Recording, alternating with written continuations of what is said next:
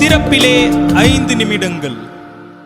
கிறிஸ்துவுக்குள் மிகவும் பிரியமான என் அன்பு சகோதர சகோதரிகளே, திறப்பிலே 5 நிமிடங்கள் என்கிற இந்த ஜெப நேரத்தில் என் அன்பு சகோதர சகோதரிகள் உங்கள் அனைவரோடு கூட இணைந்து ஜெபிக்க கர்த்தர் பாராட்டின கிருபைக்காக ஆண்டவருக்கு நன்றி செலுத்துகிறேன்.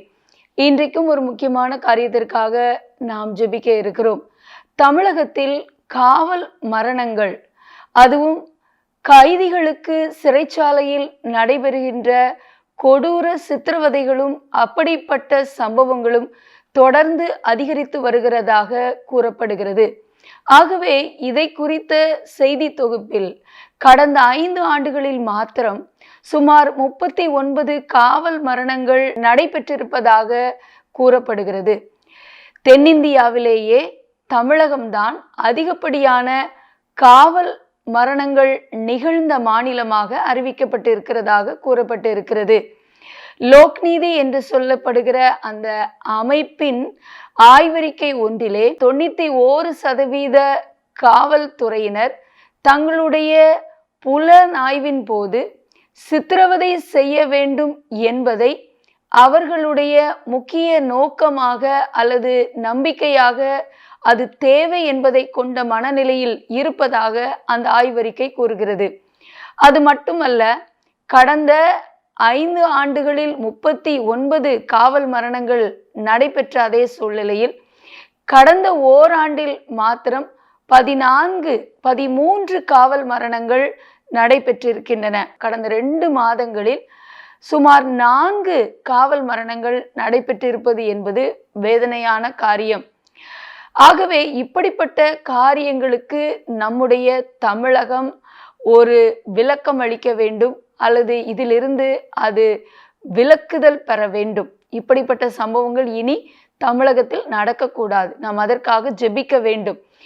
அநீதியான முறையிலே மனித உயிர்கள் கொல்லப்படுவது என்பது தவறான காரியம். அது தேவனுக்கு முன்பாகவும் குற்றமான ஒரு செயல். ஏனென்றால் ஒரு தண்டனைக்குட்படுத்தப்பட்ட குற்றவாளி அந்த தண்டனைக்கு பிறகு விடுதலை ஆவதற்கு தகுதி பெற்றவராக மாறுகிறார். அதற்கு இடைப்பட்ட வேளையில் தண்டனை கொடுக்கப்பட்டிருக்கிற அந்த கால சூழ்நிலையில் அவரை சித்திரவதைக்குட்படுத்தி கொலை செய்வது என்பது தேவனுக்கு முன்பதாக அது அநீதியாகவும் கருதப்படுகிறது. ஆகவே இப்படிப்பட்ட செயல்கள் நடைபெறாமல் மனித நேயமற்ற செயல்கள் நம்முடைய தமிழகத்தில் தடுக்கப்பட வேண்டும். சமூக நீதியை வலியுறுத்துகிற தமிழக மாநிலத்தில் இப்படிப்பட்ட சம்பவங்கள் இனி நடக்கக்கூடாது. கர்த்தர் இந்த சூழ்நிலையை மாற்றி கொடுக்க, இப்படிப்பட்ட மரணங்கள் தடுக்கப்பட ஜெபிப்போமா?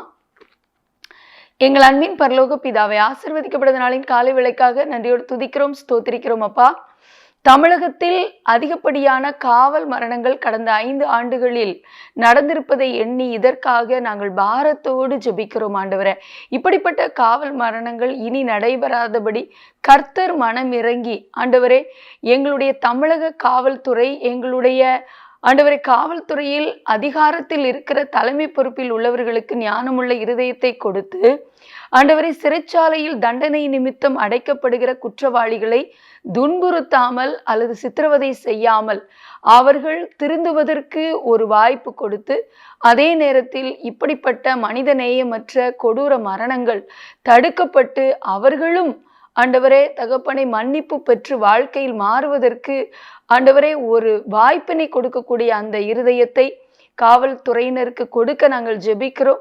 இப்படிப்பட்ட மரணங்கள் தடுக்கப்பட ஜெபிக்கிறோம். ஏனென்றால் அவர்களுக்கும் குடும்பம், பிள்ளைகள் இருப்பதை எண்ணி ஆண்டவரே அவர்கள் தங்களுடைய தவறுகளை நினைத்து மனம் திரும்பி வாழ ஆண்டவரே ஒரு மாற்றத்தை பெற நாங்கள் ஜெபிக்கிறோம்.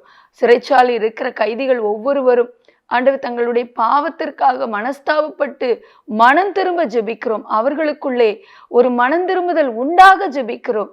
அப்படி செய்வதற்காய் நன்றி ஆண்டவரே. எங்களோட ஜெபத்தில் நிற்கிற எல்லா சகோதர சொல்லை ஆசீர்வதிங்க. இயேசுவின் நாமத்தில் பிதாவே, ஆமேன். தொடர்ந்து ஜெபியுங்கள். கர்த்தர் தாமே உங்களை ஆசீர்வதிப்பாராக. ஆமேன்.